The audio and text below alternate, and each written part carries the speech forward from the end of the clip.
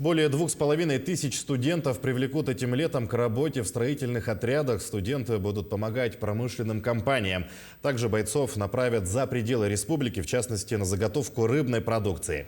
Однако большинство студентов в этом году намерены трудиться на строительных участках.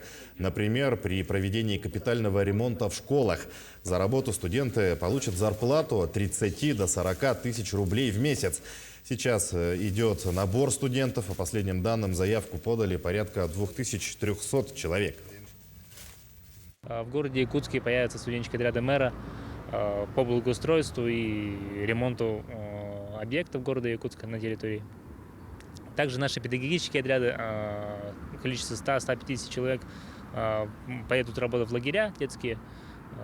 Сервисные отряды возобновили работу в этом году, будут работать в санаторно-курортных организациях, в гостиничном комплексе. Организованы специализированные отряды Северо-Восточного федерального университета. Ежегодно они работают, и в этом году тоже не исключение. Допустим, компьютерный отряд IT-старт по повышению компьютерной грамотности населения будут в большем количестве работать.